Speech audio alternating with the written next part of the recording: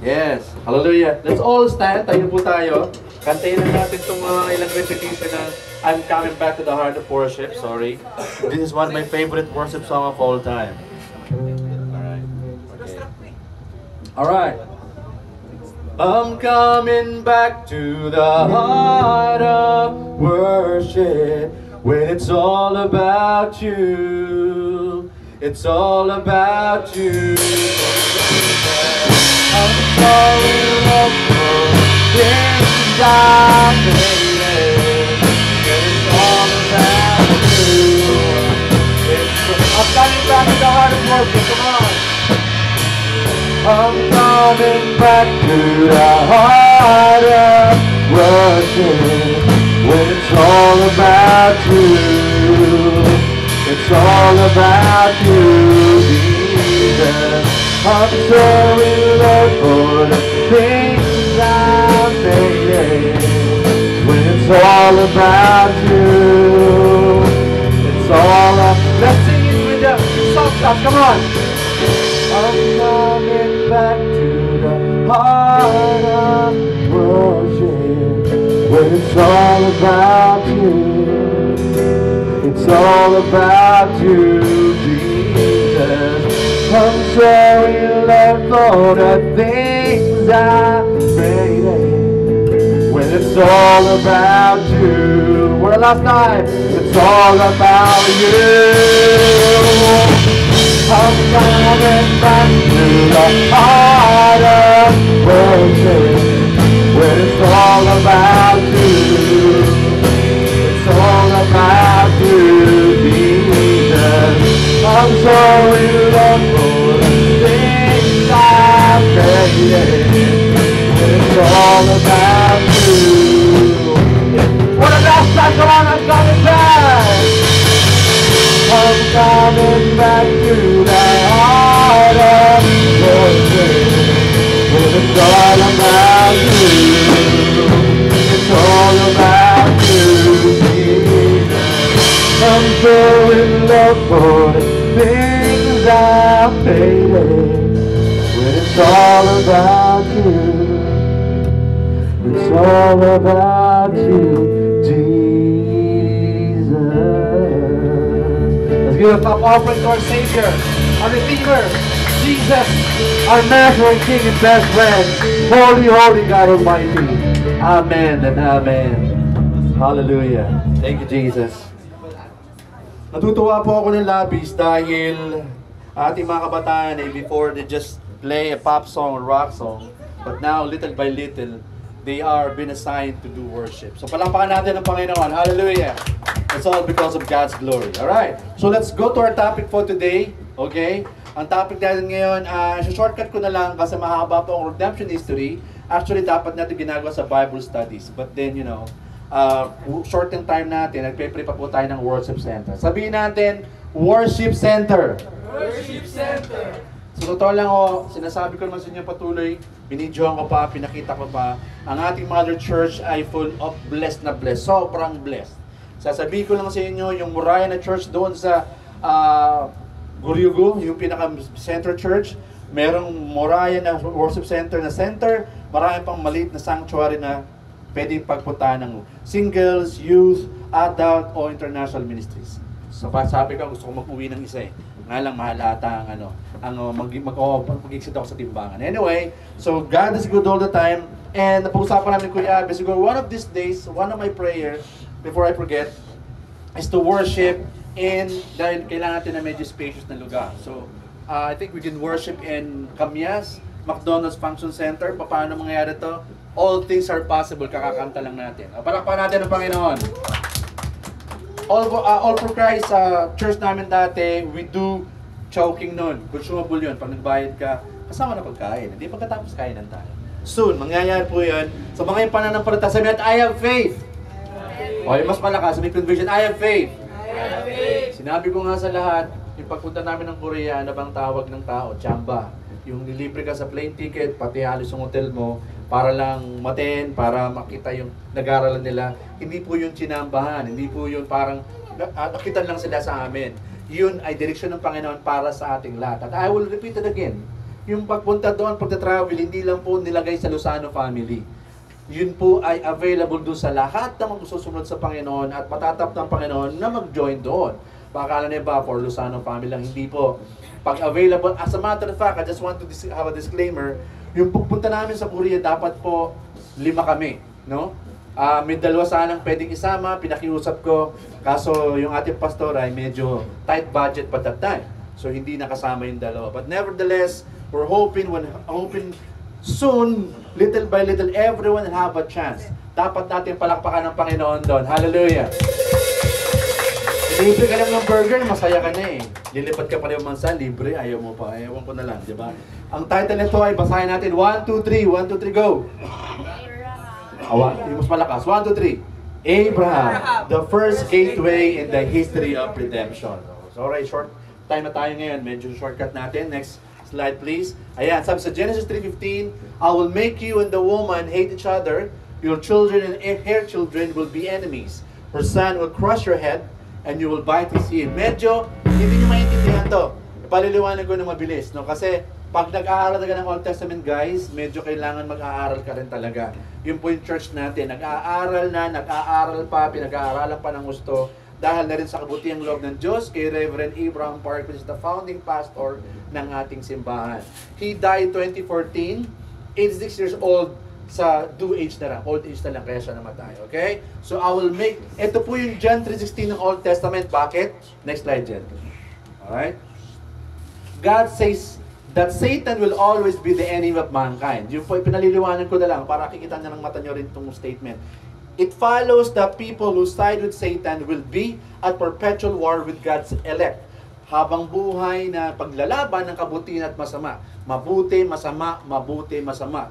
And that we are engaged in a very real battle between good and evil. Yun po yung Genesis 3:15. Good and evil, magbabangga sila habang buhay. Next slide please. Nililiwanag ko po ng Tagalog.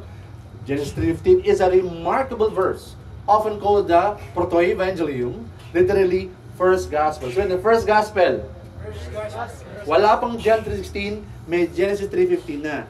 Because it is the Bible's first prediction of a Savior. See? Tayo mga karamihan, nagtuturo, Book of John, Ephesus, Corinthians, Romans. Ako, hindi ako nasanay. Tinayin ako ng pastor dati, Book of Romans, Book of Romans. Okay naman lahat yan eh. Walang problema doon kasi natutuntun mo yung gospel. However, when you read the Old Testament connected to the New Testament, sabi dito, the second half of the verse gives 2 messianic prophecies concerning that the Savior is, next slide. Ayan.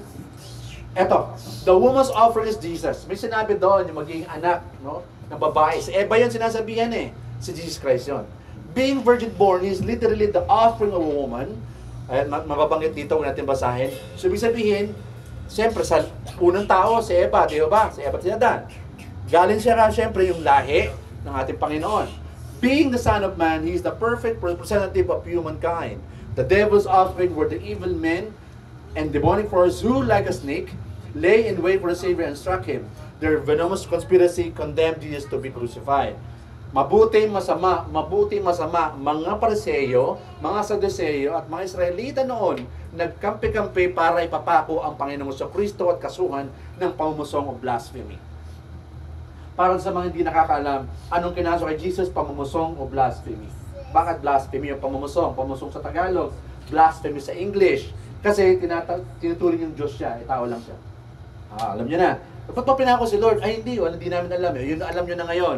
Yun ang kinaso sa kanya kasi nagtuturo siya ng salita ng Diyos at nakiklaim niyang siya anak ng Diyos. Nagagalit ang mga Pariseo kasi mga alam sila sa Biblia, tapos sasabihin mo anak ka ng karpintero, anak ka ng Diyos, niloloko mo kami. Kailangan kang mamatay. Yun po yung nangyari dyan. Next slide please. Ayan. But the serpent strike did not spell the end of the offspring of the woman. Jesus rose the third day. So namatay si Lord, pinapako nila, pinapatay nila, pero nagtagumpay sa kamatayan, nabuhay na maguli ng pangatlong araw, kaya tayo may Semana Santa at may Pasko ng Pagkabuhay o Linggo ng Pagkabuhay. Breaking the power of death and winning the ultimate victory with the cross, Jesus crushed the devil's head, defeating him forever. Akin na tayo. Alright, sorry. Okay, so makikita, may picture ako dyan, huwag kayong mag-alala, kasi itong crushing of the serpent's head was a picture of Jesus' triumph over sin and Satan at the cross. Kasi yung Genesis 3:15, salamat, insistent tayo ron. Alarm clock yan, sorry po. Nabala tayo. The striking of the Messiah's heel was a picture of the wounding and death of Jesus. Siyempre, nasugatan ng Panginoon, pinako, namatay. But, Jesus showed complete dominance over Satan by bruising his head. Asan yan? Pakita mga Jet. Yan yun. Kasi nga din Genesis 15, pag binasa mo lang siya, hindi mo pinag-aralan, hindi mo talaga maiintindihan. So, nangyari si Jesus Christ, oo, nasugatan, pinapako nila, pero yari ka naman Satan, tatalunin ka ni Lord. Pagdating ng bakas ng panahon, the end times. Okay, sa second death is when all the demonic forces, lahat ng sumama kay Satan, lahat ng hindi sumampalataya kay Jesus Christ, sama-samang lulutuin sa nagdagat-dagatang amoy pagdating ng end times o ng wakas ng panahon. Kaya Christ will come back again. So sa mga hindi nakakaintindi, totoong Christ may second return. So kailangan natin maintindihan. Yan po yung pinapaliwanag sa Genesis 3:15. Medyo intriguing siya at ang hirap intindihin sa umpisa. But I'm doing my best to explain to you the meaning of Genesis 3:15, which is the first gospel ng buong Biblia bago masulat ang John 3:16. Next slide please, Jen. Thank you. This is a sign that God always had a plan of salvation. Kaya po meron din for history. Kaya natin pinag-aaralan guys, no? Medyo masakit sa ulo yung mga libro kayo dyan. Sana pakibasa din. Kasi, eto sabi dito, no? Of His plan, as soon as sin entered the world, Satan formulated a plan involving a serpent in Eden. But God was way ahead of him. Having already ordained the serpent crusher, Jesus Christ perfectly fulfilled God's mission. The reason the Son of God appeared was to destroy the devil's work. Naalala niya, di ba? Halamanan, Eva at Adan. Ano sabi ni Satan? Oy, tsibugin mo to, Eva. Ang ganda nito. Pag chinibog mo to, prutas na to, baka makapantay ka ni Yahweh. Pantay na kayo ni God. Di ba? Parang in-entice ni Satan si Eva ng tikman na pinagbabawal na bunga. Hindi po yun apple. Okay, guys? Walang apple na sinabi. Bunga lang. Pero sa mga picture, mansanas. Para mapaganda lang naman. Pero wala sinabing apple yun. Alright? So, ganun nangyari. Napalaya sila doon sa halamanan, may mga anghel doon nagpala sa kanila, mga cherubim, pinag-aralan namin, pag-aralan ulit yan, pinag-aralan namin doon sa Korea. And the reason, batang ang anak ng Diyos ay dumating para sirain, tupukin ang gawa ng Diablo sa buhay ng sanlibutan o ng tao. Next slide please. Ito, gateway, kasi pinag-aralan natin Abraham, di ba? Gateway, pinagmulan, is defined as an entrance at the borderline. Gateway. Meron yan sa Cubao, malabi wala dyan. Naisingit pa. O kung may pagkatapos yun, diretso kayo, bahala kayo. And then they close by gate to block an enemy. A passage to a border hence, a gateway is an entrance that one must pass to enter something. By the way, bagong lahat, guys, isang God bless, palakpakan naman yung mga kamag-anak ni Kuya Abe. Palakpakan natin. Hallelujah. Ano masaya? Sana makasama namin kayo hanggang sa bigyan tayo ng Lord na magandang bulwagan. Sama-sama tayo doon. Yun ang ating relief center. Refuse Tambayan. Tandaan nyo, malapit na yan. Mayaman si Lord. Amen? Amen. Marami tayong wall. Tayo lang natin. Tayo lang. Next slide, please. Alright. Therefore, Abraham is a crucial figure. Hindi po si Tatay Ab yun, although Abraham siya, no? In the history of redemption history by God, who is trying to save mankind. Napakalaga ng role ni Abraham doon sa pakakaligtas ng sangkatauhan. Kaya pinag-aaralan po natin to. Medyo matrabaho, pero sinisigap ko naman paintindi ng mabilis na paraan na may idea kayo. Pero huwag kayong mag-alala. Hindi naman tuloy pag-aaral natin pati sa Bible study, aaralin natin ulit. Huwag kayong mag-alala. Next slide. Kung medyo may hindi pa maliwanag. Luke 3:34 says, Judah was the son of Jacob. Jacob was the son of Isaac. Isaac was the son of Abraham. Abraham was the son of Terah. Terah was the son of Nahor. Medyo mga ibang pangalan to, di yung kabilala, no? So, sino raw ang tatay ni Abraham? Si? Andiyan na. Sino yung tatay? Tatay ni Abraham. Yan. Sino yung tatay ni Terah? Nahor. Ayan. Di ba? Alam niyo mga guys, kasi pasensya na kayo, the church still starting. Pero sa mga Sunday school, pagkasado na yung mga ganyan-ganyan. Kaya medyo, okay lang, kakapot tayo, okay magala. Next slide please. Ibang mga nasa Sunday school. Galatians 3:16, God made promises both to Abraham and his descendant. God did not say, and to your descendants. That would mean many people, but God said, and to your descendant. That means only one person. That person is Christ. Descendant ni Abraham. Tagapagligtas si Jesus. Sinabi na yun dati pa na matandang tipan, binabanggit sa Galatians 3:16 ulit. So, bakit nagiging mahalaga yung role ni Abraham? Kasi yung pananampalatayang sinunyo rin sa atin, nung kwento, nung matandang tipa ng kwento niya, ay sobrang halaga para sa kasaysayan ng kaligtasan ng sangkatauhan. Next slide, please. Yan. The book of Genesis is the introduction of the 66 books of the Bible, as well as the prophecies about the end time. Ilan daw yung libro sa Bible? 66. Ilan nga Kuya Abe yung New Testament? I think, basta mas marami yung Old sa New. 27 lang ata yung New Testament. Basta 66 lahat na kabuuan. Old and New. Next. Alright? Okay, Isaiah 46:10. Basahin po natin sabay-sabay. 1, 2, 3. From the beginning, I told you what would happen in the end. A long time ago, I told you things that I have not yet happened. When I plan something, it happens. What I want to do, I will do. God is speaking. Noong pa yan, sinabi niya na, umpisang-umpisa pa. From the beginning, I told you what I would happen in the end. Alam na ng Diyos lahat ng mangyayari magmula umpisa hanggang dulo. Kung ganun palang alam niya ang umpisang kasaysayan ng kaligtasan ng tao, pati ang kasaysayan ng tao, hindi niya kaya alam ang buhay natin lahat mula umpisa hanggang dulo? Natural, alam niya din. But of course, everything boils down with a free choice that you will do. Ikaw ang pipili ng path na tatahakin mo, but God will lead you to the right path. But you are the one who will make the decision for it. Because if you choose the wrong path, you will reap the harvest on the consequences. Next slide, please. Yeah. Genesis 1:1. Basahin natin sabay-sabay. 1, 2, 3. Kasi meron doon sa ibang translation heavens. Kaya sa ilang salin, ang minita ganun is sky. Sky, abot ng mata mo. Sky. Yung sumakay yung aeroplano, tumigil sa bintana, sky yun. Kasama ulap. So, sa simula pa, nilikha ng Diyos ang kalawakan, alapap, at ang mundong ibabaw na to. Ang Diyos ay makapangyarihan, nilikha. Kaya kapag mga bagay na gusto natin maintindihan, kung punta ka pa na sa Genesis 1, i-analyze mo pa lang yan, medyo dapat mag-isip ka na, in the beginning, God created the sky and the earth. What's the meaning of this? He is so powerful. Not to help you, not to bless you, not to lift you up when you're down. Next slide, please. Simple lang po yan.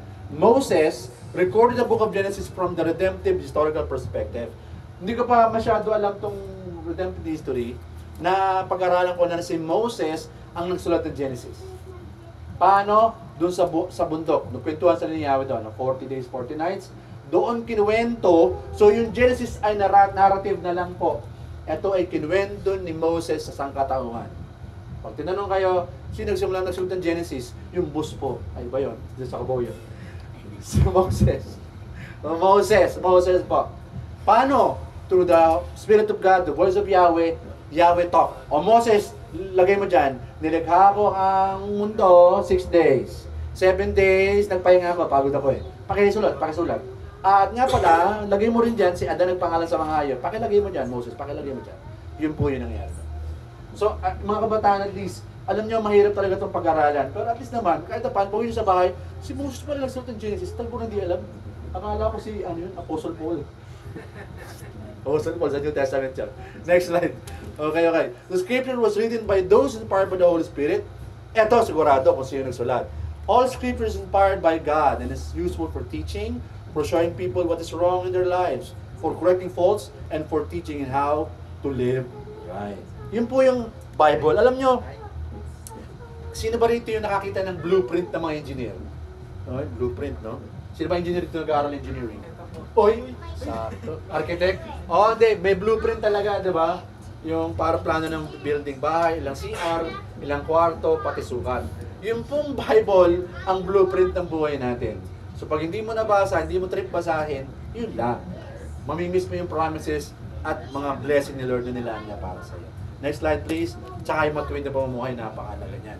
2 Peter 1:20-21 said, most of all, you must understand this. No prophecy in the scriptures ever comes from the prophet's own interpretation.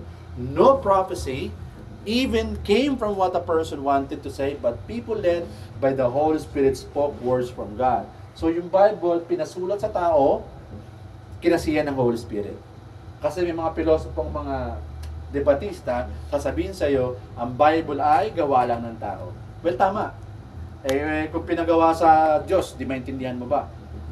Iba naman ang sulat at ng kamay niya. So sa tao, pinasulat para maintindihan ng mga tao at para sa tao. Sana maintindihan niyo. So maraming, eto pa no, sa trivia, alam niyo ba na ang pagkakasulat ng Bible ay hindi dikit-dikit na taon? Hindi yung sunod Genesis, pagkatapos yung Exodus na. Hindi yung ganun. 100 years ang difference niya bago siya nasulat yung bawat isa. Ngayon, ang tanong, bakit po ganun? Bakit hiwa-hiwalay? Ba't di nalang per year? Kasi po, ganito kasimple siya. Bakit magkakalayo ang kanyang taon? Una, syempre, yung kalooban ng Panginoon. Pangalawa, para walang kopyahan at walang conspiracy na i-quote ng New Testament doon sa Old Testament para tingnan, i-check. Para walang sabihin talagang dinaya. Kaya magkakalayo po talaga yung taon yan. Ibig sabihin, Holy Spirit ang naglilid sa mga tao para isulat yan. Kaya malayo ang mga taon ng pagitan ng pagkakasulat ng Genesis at sa mga sunod na aklat. Okay? Mahabang aralin to, pero please bear with us. Exciting po to. Next slide, please. Moses wrote down and relayed the words he had received from God. Kagaya, sinabi ko na kayo na. Moses, lagay mo dyan. Sulat mo dyan. Sulat mo yung ginawa nila Eva at Adan. Napalas ko sila kasi titigas ang ulo mga yan eh. Sinabi nang huwag kainin eh. O yan, sulat mo nga dyan. Ayun. Naghirap tuloy sila. O si ano tuloy, siyam na buwan. Nag-labor yung si Eva. Ang kulit eh. Yung tuloy si Adan, lagay mo rin dyan. Magbubungan sa ng lupa. Lagay mo, sulat mo. Ayan. Sulat. Okay, naka-picture nyo na. Ganun yan eh. Kasi ito si Yahweh, siyempre Moses lang. Ito si Moses nagsusulat. So nagdidictate. Parang secretary sa Moses that time. Next slide please. Ayan. Exodus 24:3-4. Moses told the people all the Lord's words and laws for living. Ayan na. Then all of the people answered out loud together, we will do all the things the Lord has said. So Moses wrote down all the words of the Lord, and he got up early the next morning and built an altar near the bottom of the mountain. He set up 12 stones, and stone for each of the 12 tribes of Israel. Yung pong tribes, mahaba pong aralin yan. Pag tuntun yung paano pag-aralin 12 tribes, po, mahaba yan. Huwag na natin banggitin at kung saan tayo pupunta. Next slide please. Acts 7:38. This is the Moses who was with the gathering of the Israelites in the desert. He was with the angel that spoke him at Mount Sinai, and he was with our ancestors. He received commands from God that give life, and he gave those commands to us. So even sa book of Acts, alam ng mga disipulo rito kung ano ang pinagawa ni Yahweh kay Moses during those times. Yung pagsusulat niya ng Genesis at mga instructions para sundin ng mga tao sa next generations. Even them, they knew it. Acts 7:38 na po yan. Okay? So New Testament na yan. Next slide please. Alright. Hebrews 4:2. Let us read out loud. 1, 2, 3. The good news was preached to us just as it was to them. But the teaching they heard did not help them because they heard it but did not accept with faith. Ang pinatutong ko lang itong numero 1 ay ang mga Judaism, Israelitang legit na hindi tumanggap kay Jesus bilang Messiah. Alam niyo ba guys, sa Israel hanggang ngayon, ang main religion is Judaism. Sabihin natin Judaism. Yan din yung religion ng asawa ni Ryan Agoncillo. Si Juday. Judaism. Yung mga Judaism, they believe in Father God. Gets? Father God. Para may alam din kayo sa mga world religion, Father God, they accept Father in heaven, but they don't claim Jesus is the Son of God. They are still waiting. Galing na? Pinapako nyo rin, hinihintay nyo pa, pinako nyo rin, nagmamahal na araw na nga kami, nagpapasko pa nga kami, tapos kayo hinihintay nyo pa, opo, hindi sila naniniwala. Ngayon, nung naalala nyo nawala siya sa libingan, pinalabas to ng mga leader ng Israel, dinakaw ng mga disipulo. So, kumalat yun sa chismis ng mga, wala, hindi naman nabuhay, ninakaw ng mga disipulo yung bangkay, kaya hindi talaga siyang Kristo, loko-loko lang yung mga yan. Kaya, yun yung sad story. Taga doon si Lord, sila yung piniling nation, pero hindi nila in-accept yung pananampalataya magmula pa kay Abraham downwards. Hindi nila in-accept. Hanggang ngayon, inihintay nila yung Messiah. Di ba? Ang saklap na realidad nun, diyan yung Savior sinilang, diyan din namatay, hindi niya pa hinihintay, ay inaantay niya pa. Sa atin, pangalawang pagbalik na sila, inaantay pa nila. Amazing, di ba? Matatawa kayo, maiinis. Pag napunta ka ron, ikaw ang kulit mo, di ba? Di ba talaga si Lord? Di ba Diyos siya? Ano ba nangyari sa inyo? Inihintay niyo ba? Kami hinihintay na yung pangalawang pagbalik. Kayo hinihintay niyo pa yung unang pagpunta. Grabe, labo niyo guys. Baka pagalitan niyo pa sila. Next. Yun ang paniwala nila. Tayo magagawa. The people of Israel could not obey because they did not receive the word of life by faith. Yan na yun. Ang layo ng pinagmulan natin, di ba? Nagpunta tayong Genesis, napunta tayong Exodus. Sorry po talaga guys, no? Medyo masalim mo talaga mag-aral ng Old Testament. But I'm doing my best para pabigyan kayo ng overview. Hindi pa to buo eh. Ang hirap kasi nitong bitawan ng ilang minuto. Pero just you have an idea. Ito yung nangyayari sa people of Israel up to now. Up to that present and up to now. Alam niyo ba, hanggang ngayon, maraming mga taong hindi naiintindihan at hindi natatanggap ang pagpapala ng Panginoon because they did not receive the word of life by faith. You know, ano yung by faith? Faith talaga yung wala ka nakikita, pero yun yung palataya ka meron. Example, inhale. Dahan-dahan, mahigop yung katabi. Exhale. Isa pa, inhale. Last na lang, exhale. Yan. Naniniwala kang merong oxygen na pumasok. Tama? Nakita mo? Naniniwala kang may carbon dioxide kang binuga. Tama? Amen. Nakita mo yung carbon dioxide? Ba't hindi tayo naniniwala kay Lord? Umupo ka dyan. Bigyan ka ng upuan. Tinis ko ba yung paa? Baka tumbak di o kaya nito. Upo ka na lang, di ba? Kahit sa jeep, upo ka. Mabayad. Walang nga itong driver, lasing ba ito? Hindi, umupo ka na lang kasi may faith ka eh. Ganun din yung pananampalataya sa Panginoon. Mukhang wala, pero pag nananampalataya ka, meron. Before kami napunta ng Korea, pa declare ko, it will happen, it will happen, it will happen. Doon sa mga hindi nakaintindi, wala. Corny. Sira ulo to. O, tinan mo nangyari. When I declare people in this place will go to Korea and America, Pastor, masyado ka ng OA. Hindi. Posible po yun. Posible po yun. Palakpan natin ang Panginoon. Palakpakan natin siya. You know, I am almost 50. Sabi ko nga, pati sila Pastor Eric, ma-cross ko lang ng kwento. Manghang-manga. It is the first time Pastor Herbert flew by airplane. First ever. See? First ever. Sa tanda kong to. Baka nga kayo mga bata dito, maunahan nyo pa akong makasakay sa aeroplano. Ako 50 na. Si Kuya Abi, marami napuntahan yan. Saan na napunta yan? Dubai, Singapore, China, Hong Kong. Di ba sa Hong Kong maraming Chinese? Amen. Kasi sa Korea, maraming Koreano. Gusto ko lang sabihin sa inyo, yung pananampalataya din naman, nagsimula tayo dito. Abangan nyo. Pag nag-worship tayo sa worship center, taka nyo kakalabitin. Pas tama ka nga, no? May worship center na tayo. Kasi iba naman gusto ng ebidensya eh. Ebidensya, hindi nga word of life by faith yun eh. Kasi gusto mo may nakikita ka na agad. Gusto mo iyan na agad. Hindi nga ganoon ang tinuturo ng Panginoon sa atin. Magmula nung umpisa hanggang ngayon ang tinuturo ngayon. Ang sinasabi ng iba, papaano na-save sila Noah at mga Old Testament people? Simple. Through by faith and the coming of Messiah. Simple. Sino yung Messiah? Savior? Si Jesus pa din. Kasi nasulat sa Isaiah at sa mga librong prophecy na a baby will be born by a virgin in a manger. Jesus Christ yun. Pinanampalatayanan nila yon na si Kristo ay isisilang at darating sa mundo, kaya sila saved. Pareho ba yan ng grace? Pareho ng grace ng New Testament. See? Pag pinag-connect mo siya, pareho lang. Pareho lang. They believe in the Son of God, the coming Son of God, and now, those people who live in New Testament, and the Gentiles, we are Gentiles. Guys, pag sinabing Gentiles, para maintindihan nyo, pag nakabasa kayo sa Bible ng Gentil or Gentiles, hindi po Hudyo ang lahi. Pag hindi Hudyo ang lahi, Filipino, Canadian, Korean, Chinese, Japanese. Gentiles. Pag sinabing Hudyo, taga-Israel sinila. Okay? Taga-Jerusalem. Next. Ilisa lang po natin yan. Alright? Hebrews 3:8, basahin po natin. 1, 2, 3, go!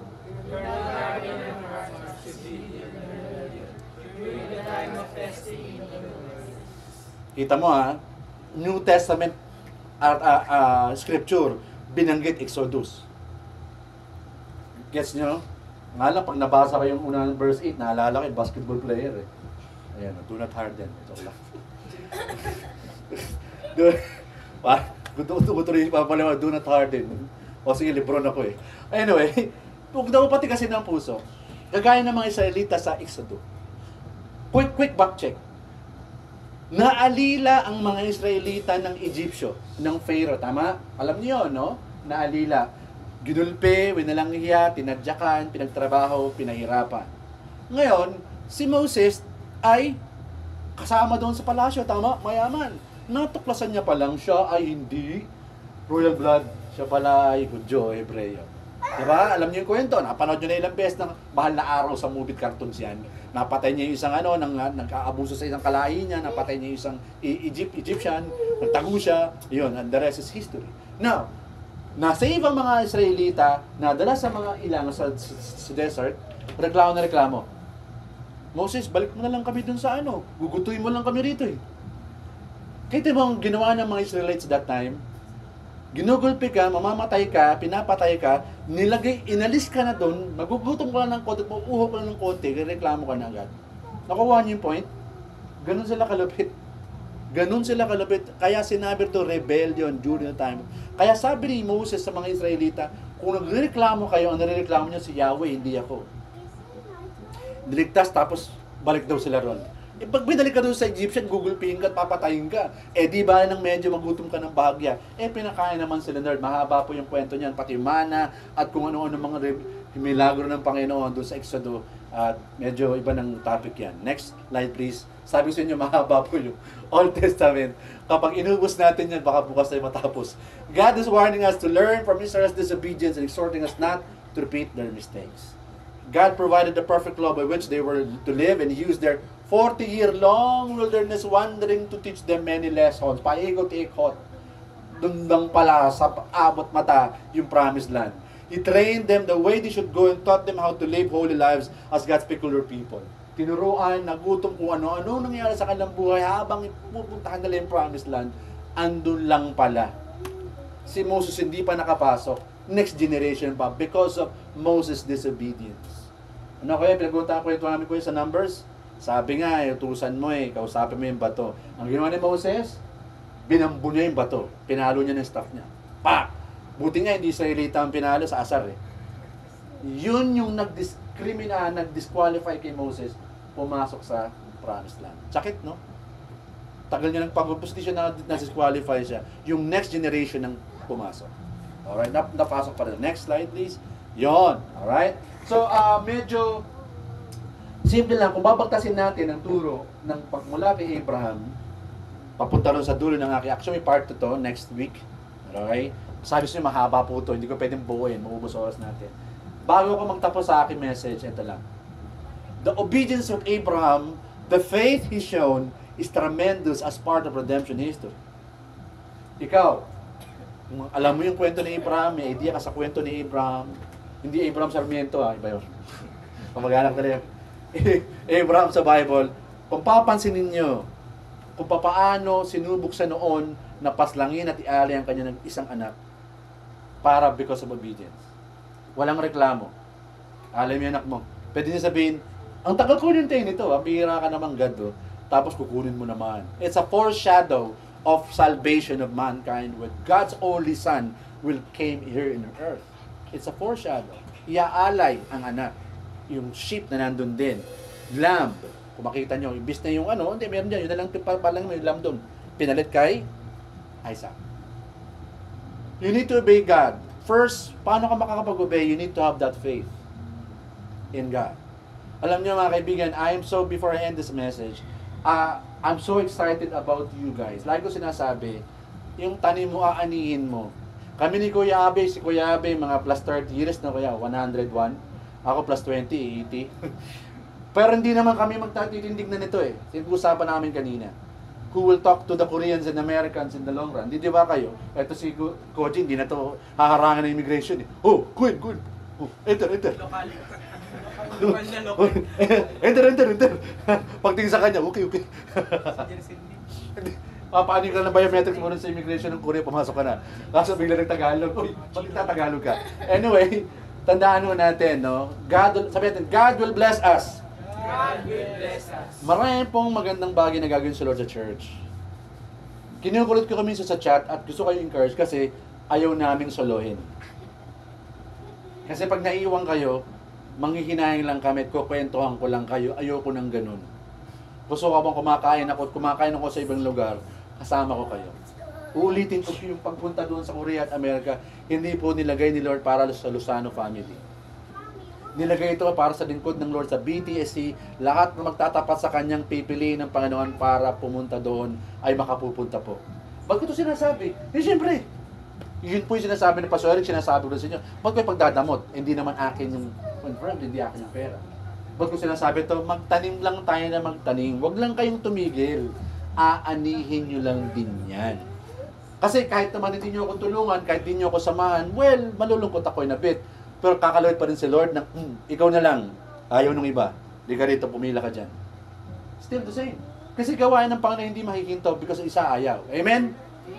Kasi you cannot outgive, you cannot outwork God. You cannot question the power of God.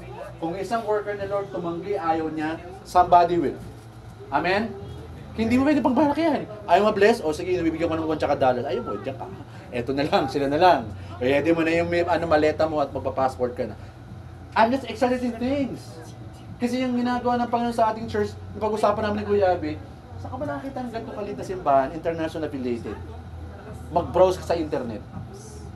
Saan ka makakita ng nagsisimulang simbahan ang late-late? May international affiliation. Saan ka makakita? Ang yabang mo naman, Pastor, hindi nga eh. Ang sinasabi ko lang is, sobrang kapangyarihan ng Diyos to. Ang hinihiling ko lang sa lahat, manampalataya kahit sumunod sa Panginoon. Kasi hindi naman sa akin galing ang pera eh. Sinishare lang din sa amin. Hindi namin susuluhin yun. Gusto namin as many as we can experience the blessings of the Lord, going to other land and experiencing the faith. Imagine, my very first international flight and riding on a plane, church mission, church purpose. Hindi lang basta turista. Nahawan lang yung tourism, pero ganun talaga si Lord eh. Attend ka lang, pero kasi kapag gala-gala ka rin ng konti, di ba? Ganun ang Panginoon mag-bless eh. Ngayon, kung di pa rin naiintindihan ng iba, hindi ko na maintindihan, ba't di mo maintindihan? Ang pinauunawa ko lang sa iyo, itong gawain ito, hindi pag-aaral Pastor Herbert. At sa mga ako'y nakilala, yung mukha ko nakataya doon. Kung makikita nyo, sobrang bless ako. Bakit? Bago ako pumunta, na-interview na ako, nagawa na ako ng article, pag alis namin doon, may article ulit, nakabalagbag yung mga ko sa mga magazines nila online. O para sumikat ako? Hindi eh. Yung Brethren of St. Church, kayo yung kasama ko kayo doon. Kaya kapag may blessing na darating, gusto ko rin kasama kayo. Kaya itatak nyo sa puso't isipan nyo. Nagsisimula yan sa pagsunod. Amen! Amen. Kasi ang Diyos ay tapat. Pag siya nangako, hindi napapako. Kahit si Kristo, yung nagpapako para save tayo, ang promise niya, sure ball, darating sa panahon at korteng gusto niya, manampalataya ka lang, sumunod ka lang, siya yung bahala. Tayo po tayong lahat. Hallelujah. Glory to God, glory to Him alone. Yes. Thank you, Father in heaven, for this wonderful afternoon. Thank you sa mga kamag-anakan ni Kuya Abe, and even sa chikiting little one, sa apo, na nag-participate. And sooner or later, we could have our Sunday school for kids and our divisions of our youth ministries and singles and parents. Father in heaven, we continue to pray for a worship center. Hindi ito imposible, hindi ito malayo, hindi ito mahirap sa'yo. Alam mo, ang aming gustong gawin lang ay maglingkod sa'yo na maayos. Maganda na po itong lugar namin. Hindi naman kami pinagpapawisan, nakakarapit naman kami. Pero we pray for a place in which we can use all the time, every time na may gawain kami. Pwede kami magkape, magtambay, magtugtugan, mag-pray, mag-Bible study. Father in heaven, by your mercy and compassion, we are asking, please, talk again to the senior pastor of Yunggang Church, kasama po sa Reverend Yu, and the rest of the pastors there, the elders, the missionaries, sa Shiloh din, na tulungan kaming mag-establish ng magandang bulwagang panambahan sa Pilipinas. Hindi po para magyabang, para mas makapag-serve kami ng maayos, mas organisado, at mas maganda para po sa iyong ngalan. Dalangin po namin kung saan man ito, O Diyos, alam namin inihanda mo ng lahat. Hindi po kayo magsasawang humingi, kasi alam namin sobrang yaman mo. Ikaw ang may-ari ng lahat ng bagay. Alam mo, kayang-kaya ko yung pagpalain, higit pa sa naisip namin at inakala. Alam po namin, ikaw ang may-ari ng lahat ng klase ng denominations ng pera, lahat ng mayaman sa mundo, ikaw rin ang nagbe-bless, lahat po ng kayamanan sa iyo galing. Kaya dalangin po namin na patuloy mong pagpalain at unang-una po, tulungan mo kami sumunod at manampalataya. Sumunod at manampalataya. Kagaya ni Abraham, the gateway of redemptive history, sa kwento ng Biblia mula matandang tipan hanggang bagong tipan, dalangin namin kung anong alamat, kasaysayan ng iniwan ni Abraham patungkol sa kaligtasan ng sangkatauhan. Tulungan mo kaming maganap ito at masunod ang will mo sa aming mga buhay. Mahirap, may pagsubok, ganun pa man, bibigay po kami ng puso at ng commitment sa iyo kahit nag-struggle po kami. Patuloy mo kami sa iyong mga kasalanan, lilisin mo kami sa mga mali namin ginagawa at sinasabi at iniisip. Basa mo kami lahat, kilala mo kami, kung ano kami at sino kami. Higit kayo na paman, kilala mo kami, Panginoon, at wala kami pagmamalaki sa iyo. Kita mo lahat ang ginagawa namin higit sa dilim at sa lihim. Kaya umamin po kami ng aming mga kahinaan. Patuloy mo kami baguhin at patuloy mo paunlarin ang simbahan ito ayon sa iyong ngalan.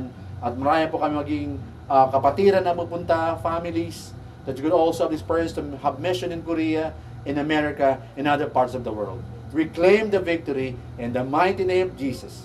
In the name of the Father, of the Son, and the Holy Spirit. In Jesus' name pray. Amen. Amen. Amen. Hallelujah. Glory to God, guys. Thank you. Grabe.